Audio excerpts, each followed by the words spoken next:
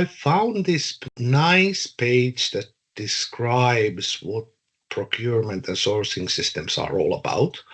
It's part of the Microsoft documentation, and you Yeah. can go to this page by yourself also. So it's basically a spec. Yeah, it's a specification. Yeah. In our case, it's a specification for software.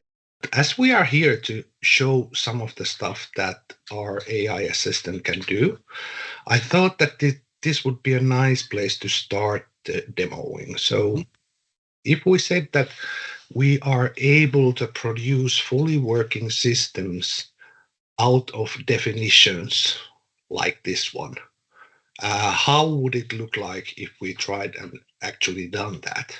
So Let's do that. yeah, so Best way to find out. so I'll open up the designer. You have probably already seen this, and I'll go to the AI assistant part. So maybe if I just start by doing this copy pasting stuff, I'll take the whole page. Okay. It doesn't matter. Control C for copy. Yeah. Go back to the assistant. Control V for the paste. It doesn't show at all. It's a long text. Yeah, of course. But I'm going to suggest that here are my specifications. Can you create me a data model out of that? But it did the thinking for a while. Okay. And analyzed the stuff that we sent. And it's now suggesting me that these are the entities and their fields that I'm going to add to your current model. It always has human in the loop. It doesn't do anything unless I specifically tell to commit this stuff to model. And if I didn't like the changes it was suggesting, I could discard the changes at this point and start over. But this time I'm going to want to commit this to model. It seems like a fair start for our procurement system. Now it seems fine. Very good. And if we are looking at this product, I would say that it could, let's see what it contains at the moment. It has a product category. It created me a list. I'm kind of curious what kind of list it created me.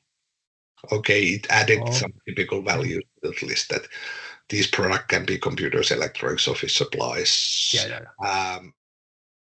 Spend time writing a good spec, and then you go boom, generate an application out of it. Yeah, that's how it works. Then we need to compile this and run it. So how about that? Well, then we do a little trick. We go and make a deployment to a farm menu. And I would say that please deploy it to my farm. And when I clicked that, it started to making this.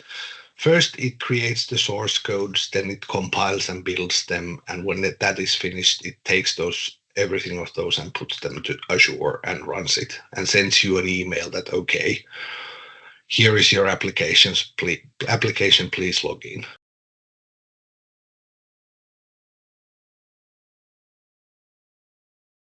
It says that, okay, FarmState is running the application. So here is our application. And I click it. And it will open up me the application that it created. Drum roll.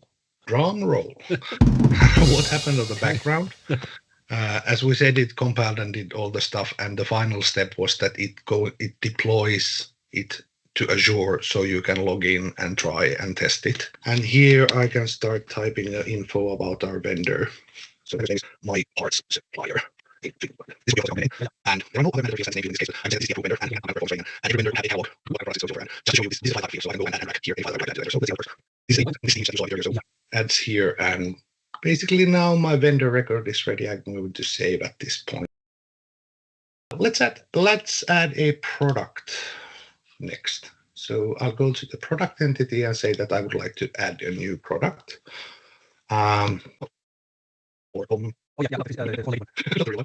Really good balls, or let's say, really good password. I can add everything. These are these part of the computer server in this case, and surrender and update themselves. This is a nice type of field. This is how those links in those entities are going to be presented. If you remember, we had in the model let's go back a bit. Yeah, the line. Yeah, basically that line between the product and the vendor is this field that you see here. So basically, I click on the magnifying glass. It says it opens up what we call a picker, so I can add the link to the vendor in this picker. So I pick this my part supplier that I created earlier and say that okay, it's here now. I'll hit save, and the record is created. And when I have saved this becomes a link, so I can go with my right mouse click and saying that let's open this in a new tab. So basically, these are all links. So you can go to the vendor by using that. Yeah. The main project works in a way that in real life you would next define who are going to be the users for this system. So basically what you are trying to do, you are trying to find the user roles. When you create this empty application, you have only one role. That's required that we can even test this thing. But next thing would be do that we have probably some kind of regular users. We would have administrators. We would have